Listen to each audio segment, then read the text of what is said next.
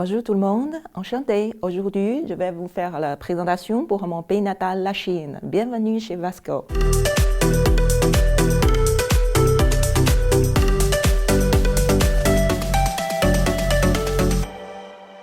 La Chine, c'est un pays très loin du Canada. Donc aujourd'hui, suivez-moi, on va découvrir mon pays natal, la Chine. Ok? Bon, la Chine, c'est un très gros pays et en fait, on dit souvent on doit creuser à l'autre à l'autre côté du monde pour voir la Chine. Mais aujourd'hui, on peut voir juste devant la télévision, hein, c'est parfait. Regardez, ça c'est la carte pour notre pays. Ça a l'air comme le coq. Bon, notre capitale de la Chine aujourd'hui se trouve au nord-est de la Chine. Ils appellent Beijing. Mais en français, on l'appelle souvent, c'est Pékin, n'est-ce pas? En fait, Pékin, ça c'est la phonétique française. Mais les Chinois, on ne connaît pas ce mot-là. On dit toujours Beijing. Ah, ça c'est en mandarin. Et Beijing, qu'est-ce que ça veut dire? Jing, c'est-à-dire la capitale. Bei, c'est la direction du nord. Donc, Beijing, c'est la capitale du nord de la Chine, Beijing. Et notre pays, la superficie au total, oh là là, incroyable, regardez. C'est presque la deuxième pays du monde. Mais le premier pays, c'est vous ça? C'est votre pays, c'est le Canada. Et puis la deuxième, c'est la population. Par rapport à la population dans le monde entier, la Chine, c'est la deuxième pays plus peuplé du monde. C'est 1,3 milliard d'habitants au total. Et puis, on a une grande famille, on a presque 56 ethnies minorités en Chine. Mais l'ethnie majorité, c'est laquelle? C'est Han. Presque 95% de Chinois, on est tous la famille Han. Et puis, les autres sont les petites familles comme l'ethnie Miao, l'ethnie Mihui, l'ethnie Han et l'ethnie Zhuang, etc. Voilà. Et puis, nous, on va faire le voyage, on va traverser toute la Chine. Par exemple, on commence par notre capitale, Beijing. Mais pourquoi on choisit le voyage Vasco pour faire le voyage en Chine? Bien sûr, on a le point très fort de notre tour. Tout d'abord, on a choisi le vol direct entre Montréal et Beijing. C'est-à-dire, on prend soit c'est le vol Air China, soit c'est le plus grand, la compagnie Air Chine. Et comme ça, on peut économiser au moins de 5 heures de vol. Donc, ce sera bien confortable pendant les 13 heures. On peut arriver directement à Beijing. Et puis aussi, au long de notre voyage, on va essayer, on a la chance pour essayer le train TGV chinois, le train plus rapide du monde aujourd'hui. La vitesse, il peut atteindre jusqu'à 350 km/h. Et en fait, il est très fort. Mais juste pour l'année 2017, on a presque porté à peu près 7 milliards de voyageurs, juste pour un an. Donc, le train, ça va très vite. On ne sent rien quand on est assis dedans. On peut prendre un bon café. En même temps, lire un journal. On ne sent rien du tout dans le train. Voilà, ça, c'est la photo. Ça, c'est la gare pour le train TGV chinois. Et aussi, pendant notre tour, on choisit tous les beaux hôtels. Plus, normalement, ils sont toujours les 5 étoiles, bien luxueux et puis bien confortables. Et notre guide sont très professionnels. Ils parlent couramment français. Ils connaissent bien l'histoire et la culture de la Chine. Ils sont très professionnels. Et les hôtels, ils sont vraiment bien. Regardez, ça, c'est le hall pour un hôtel. Et la bonne service. Et en plus, les chambres sont... Regardez. Ça, c'est le couloir dans les hôtels. Il y a des ascenseurs aussi, bien sûr. Pour les valises, on a bien organisé par les bagagistes. Aussi, si vous êtes un peu fatigué après la journée, vous pouvez prendre un bon café ou bien un bon thé dans le hall de notre hôtel. Ah, ça, c'est la chambre pour notre voyage. Et en plus, la cuisine, c'est aussi important au long de notre voyage, n'est-ce pas? Regardez, tous les repas qui sont indiqués dans notre programme sont inclus. Par exemple, les petits déjeuners, excuse-moi, en Québec, on dit c'est le déjeuner, n'est-ce pas? Les déjeuners sont toujours inclus dans notre hôtel de 5 étoiles. Et puis, ça, c'est toujours les buffets. On a le buffet comme la cuisine chinoise, très typique. On a aussi la cuisine occidentale, où vous pouvez boire du café, lait, le pain et tout ça, aucun problème. Ah, ça, il est en train de faire la nouille chinoise. C'est bon. Bon, maintenant, suivez-moi. On commence notre voyage, mes amis. Et en arrivant de Beijing, tout d'abord, vous allez voir, c'est le plus grand aéroport de la Chine. C'est l'aéroport de la capitale. Il a été construit à l'année 2017. C'était construit pour les Jeux olympiques de 2008. Et puis ça, c'est le Pékin. Regardez, la place Tiananmen. On dit que c'est la plus grande place du monde.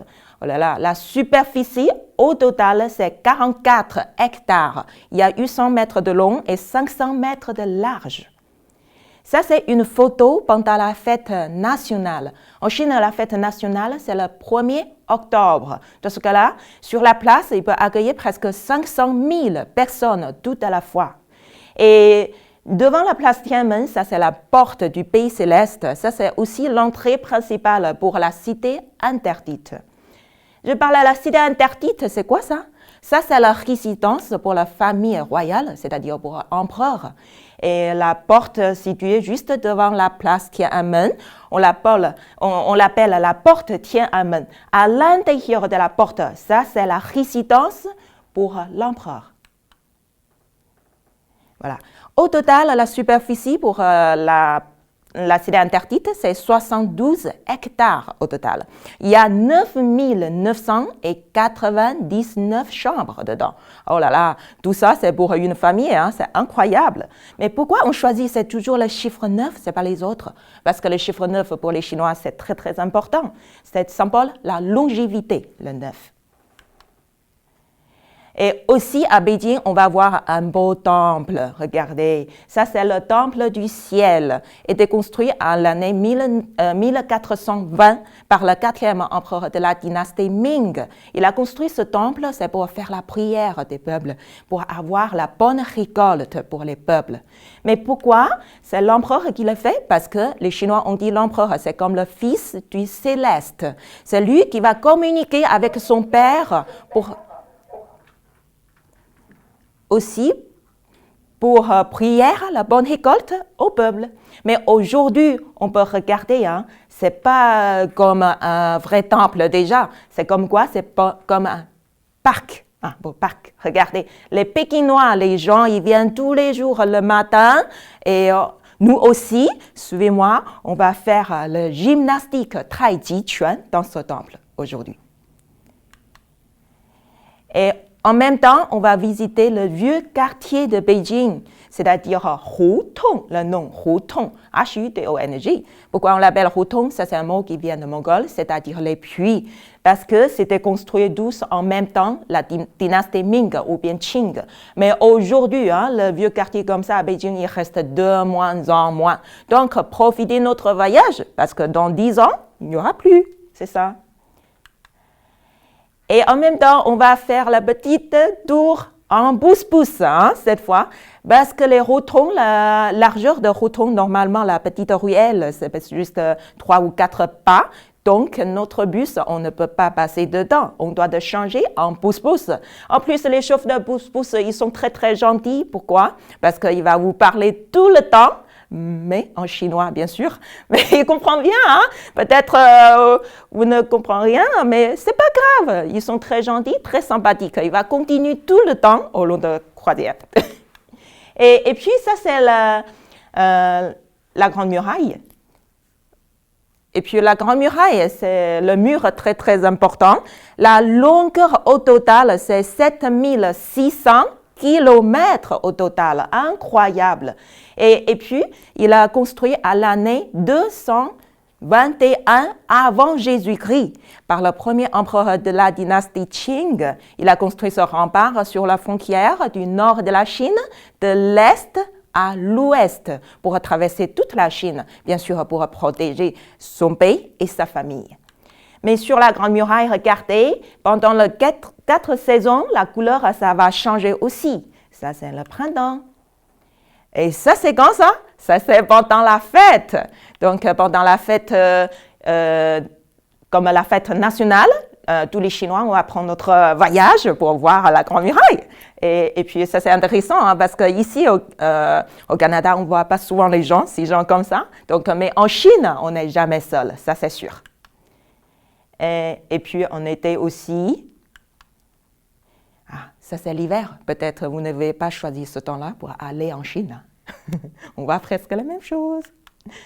Ça c'est la nuit, regardez, avec la lumière. On dit la Grande Muraille, c'est comme un dragon qui se couche sur la muraille, comme un dragon qui dort sur la muraille. Imaginez-vous, hein, du soir aussi, c'est magnifique. Bon, aussi, on va visiter le plus beau jardin de Chine à Beijing, c'est le Palais d'été. C'était comme un jardin pour l'empereur. Ils vivent avec la famille pendant tout l'été dans ce beau jardin. La superficie, c'est 272 hectares. Et il y a 3/4 superficie, ça c'est comme un beau lac. Voilà, du soir, la couche du soleil. Et les fleurs, c'est quoi? Ça, c'est la fleur de lotus. Oui. L'empereur, il avait construit aussi un beau temple. C'est un temple bouddhiste sur la colline de la longévité dans le palais d'été. Ça, c'est la galerie. Ah, c'est beau, hein? La couleur, c'est très chinois, n'est-ce pas? Et la galerie, au total, ça fait presque 720 mètres de long. Je pense que c'est la plus longue galerie de Chine. Et pendant la promenade, on peut voir, il y a plein de peintures sur le plafond de cette galerie. C'est magnifique. Et en plus, le soir, si vous voulez, on peut sortir aussi pour voir la lumière, par exemple. Ça, c'est le parc olympique. Comme pour l'année 2008, les Jeux olympiques de Beijing, le gouvernement de Pékin, on avait construit presque 30 stades au total. Hein. Ça, c'est la stade plus importante. On l'appelle le nid de l'oiseau. C'est vraiment, ça a l'air de le nid, n'est-ce pas? Ça, c'est pour le spectacle d'ouverture pour les Jeux olympiques. Et aussi, le soir, on peut faire le Beijing by Night. Regardez, ça c'est sur les arrondissements hein, de Pékin.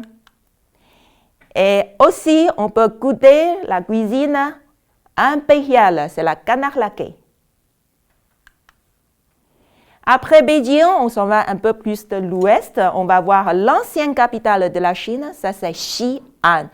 Ah, écoutez bien les amis, c'est Xi'an, c'est pas chien, hein? Attention. Xi'an, qu'est-ce que ça veut dire? An, c'est-à-dire la paix, Xi, c'est l'ouest. Xi'an, c'est-à-dire la paix de l'ouest de la Chine.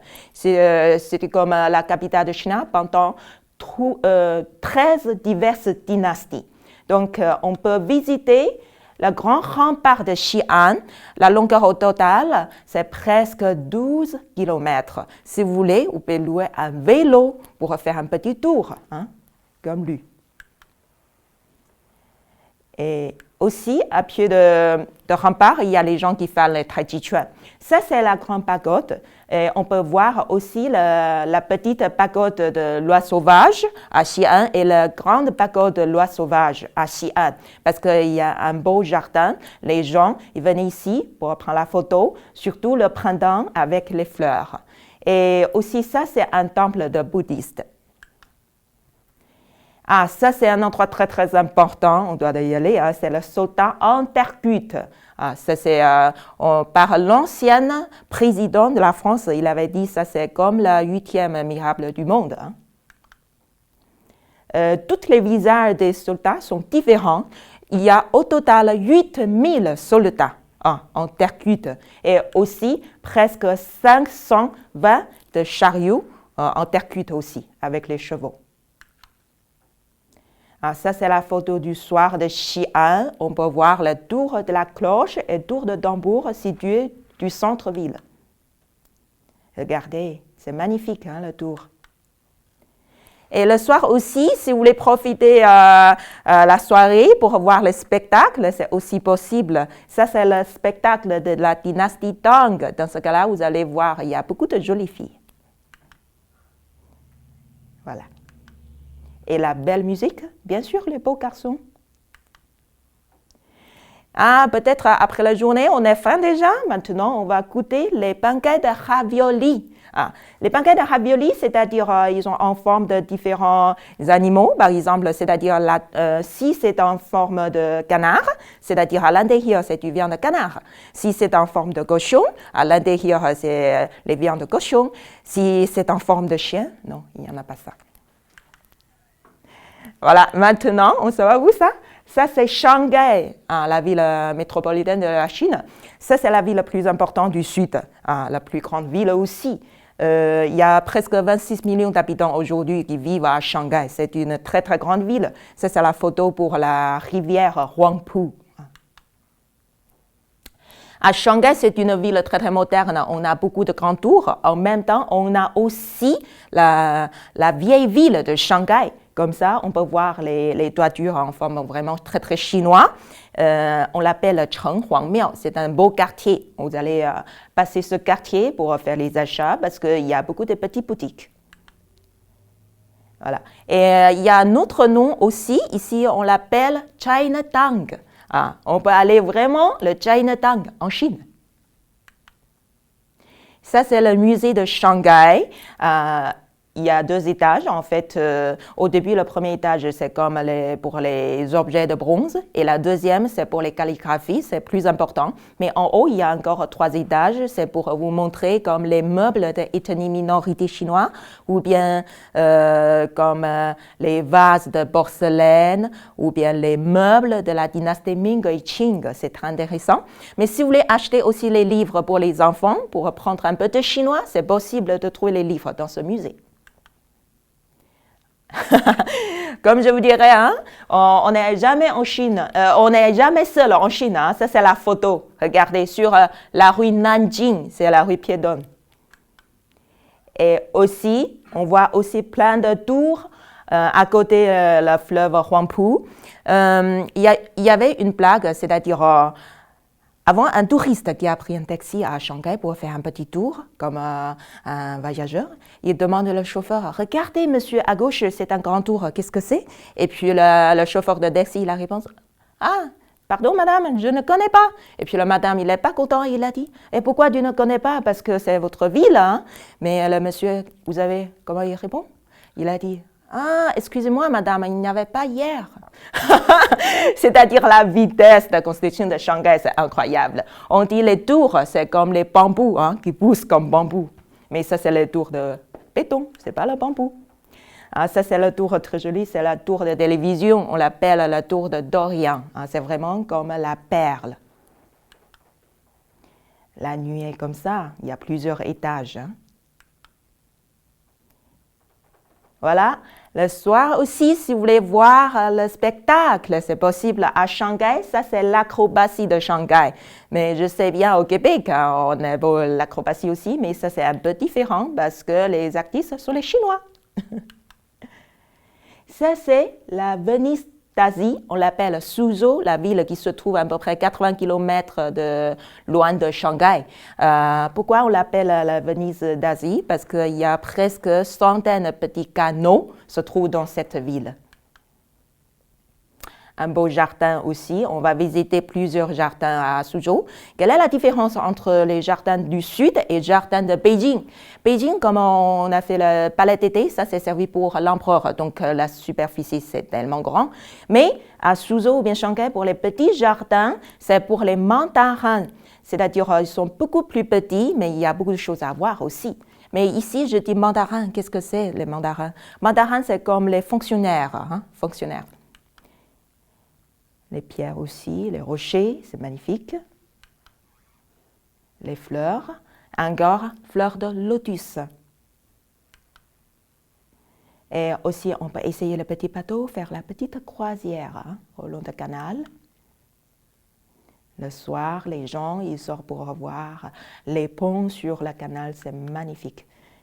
Avec la lumière aussi, comme une femme qui a apporté les bijoux, bling bling. Et après, on va encore à une très, très grande ville. Aujourd'hui, c'est la ville la plus peuplée de la Chine. Le nom, c'est Chongqing. Chongqing, c'est une très grande ville, se trouve à côté de la fleuve Yangtze. Et combien d'habitants, devinez-vous? Oui, c'est ça. 32 millions d'habitants dans cette ville, Chongqing. Hein. On dit au Canada, au total, c'est combien? À peu près 32 millions peut-être. Mais dans cette ville, c'est 30 millions d'habitants déjà. Ça, c'est une photo très, très typique. Hein? Je trouve ça sur Internet. Hein? Je vais aller aussi pour faire moi-même. Ça, c'est un métro qui traverse un appartement. Et bien sûr, on va voir les animaux très, très mignons. C'est les pandas, c'est l'animal national, panda géant. Il manque beaucoup, beaucoup de bambou. Ça, c'est aussi la nuit de cette ville. Ça, c'est un bâtiment très, très spécial. C'est un hôtel avec les restaurants qui relient ensemble. La construction, ça fait 12 en bambou. Et aussi, on a l'itinéraire pour faire la croisière au long du fleuve Yangtze. Et on va choisir le bateau de 5 étoiles. Et dans ce cas-là, vous allez voir, les gens ils vous accueillent à la réception. Et aussi, les chambres sont bien confortables. On a les balcons privés pour chaque client. Mais au long de la croisière, on va visiter les 3 gorges. En même temps, on va faire aussi les excursions. Ça, c'est les 3 gorges. Et aussi les excursions, y compris quoi? Ça, c'est le plus grand barrage du monde, le barrage de 3 gorges. Et on peut prendre un autobus pour passer juste devant les barrages pour voir ce projet-là. Ça, c'est la photo pour les 5 écluses. Les bateaux, il va entrer dans les écluses, c'est comme un ascenseur. Il y a 5 étages au total. Voilà. Et puis la croisière, il va terminer à la ville de Yichang. C'est une petite ville cette fois, pas beaucoup d'habitants. Mais après Yichang, on prend l'autobus pour aller à Wuhan. Wuhan, c'est le chef-lieu de la province de Hubei. C'est une ville très importante aussi. Et après ça, on s'en va où ça? Pour aller à Guilin. Guilin, c'est pour admirer les beaux paysages. Là-bas, on peut voir la rivière avec aussi beaucoup de collines. Et les grottes et la rizière. Mais quand on arrive à Guilin, imaginez toutes les collines en différentes formes. Ça, c'est la colline en forme de tronc d'éléphant. Et aussi, on a les collines en forme de singe, les collines en forme de la lune. Et aussi, on peut voir les pagodes. Ça, c'est la pagode du soleil et de la lune. La couche du soleil aussi. On peut essayer les petits bateaux en bambou. Le soir, si on a la chance, on peut voir aussi les pêcheurs qui est sur le bambou pour voir ces oiseaux-là. C'est quoi? C'est le cormorant. C'est lui qui va chercher les poissons pour le pêcheur. En plus, le soir, on peut prendre le temps libre, faire la belle promenade. Et entre les montagnes, il y a les petits marchés. Ça, c'est aussi important. On peut voir la rizière en étage. Pendant les différentes saisons, voyez-vous, la couleur, ça fait changer pas mal. Et aussi, il y a les gens qui travaillent au champ avec les buffles. Les Chinois, on travaille fort. Regardez, ça, c'est les gens qui travaillent au champ pour cultiver le riz. Maintenant, c'est la saison de récolte. C'est magnifique. Les petites maisons, ça c'est pour les paysans. Ils vivent dedans toute l'année pour garder leur terrain. Ça, c'est pas le riz. C'est quoi cette fois? Ça, c'est le thé. Parce que les Chinois, on boit beaucoup de thé. Donc, les gens, ils travaillent aussi au théière. Mais on va visiter aussi un théière comme ça. Dans ce cas-là, on peut chercher le thé. Le soir aussi, à Guilin, on peut voir le spectacle sous la lumière. Ça fait par les différentes ethnies minorités chinoises. Et après Guilin, on va retourner dans une ville très, très moderne aussi. C'est quelle ville? C'est Hong Kong. Hong Kong, aujourd'hui, c'est la plus moderne ville de la Chine. Parce qu'avant l'année 97, Hong Kong, c'était colonisé par les Anglais. Donc, après 97, il retourne en Chine. Mais aujourd'hui, quand on fait le voyage en Chine, on peut voir les deux parties différentes, c'est-à-dire pour la Chine continentale, on peut voir comme la partie communiste. Et une fois en arrivant de Hong Kong, on peut trouver la différence entre la partie communiste et la partie capitaliste. Voilà, ça c'est la photo aussi pour Hong Kong. Le soir, oh, c'est le paradis de shopping, hein, les femmes. Bon, je parle du paradis de shopping, comme la Chine aussi, c'est vraiment le paradis de shopping parce qu'on a beaucoup de belles choses, mais ça va coûter beaucoup moins cher qu'en Europe ou bien aux États-Unis. Bien sûr, vous connaissez très bien déjà, parce que chez vous, vous avez vraiment le meilleur produit, c'est quoi? Dollarama, n'est-ce pas? Mais malheureusement, hein, en Chine, on n'est pas Dollarama, parce qu'on a tout vendu au Canada. Regardez, ça c'est le cloisonné qui est fabriqué en cuivre. Pour le travail, c'est très important, très compliqué. Il y a 8 étapes. En arrivant, on vous accompagne pour visiter l'usine de cloisonné. Et aussi le jade, les bijoux. Et pendant l'époque Ming et Qing, l'empereur donne beaucoup de bijoux de jade pour les jolies filles. On l'appelle les concubines ou l'impératrice. Même aujourd'hui, les Chinois ont utilisé encore beaucoup de jade pour faire les bijoux. Pour 2008, on a fait le médaille en jade. Et aussi la robe chinoise, regardez, c'est douce en soie. Et bien sûr, pour le shopping, on doit connaître aussi l'argent, c'est important. Hein? Regardez, ça c'est l'argent chinois. Mais en Chine, on rigole souvent. Le plus beau garçon, c'est qui? On dit c'est Monsieur Mao parce qu'il est sur chaque monnaie. Bon, merci beaucoup les amis. Et aujourd'hui, j'espère vous aimez bien votre voyage. Suivez la petite Léa. Bon, oh là là, maintenant je dois retourner en Chine. OK? À tout à l'heure. Bye. Bon voyage.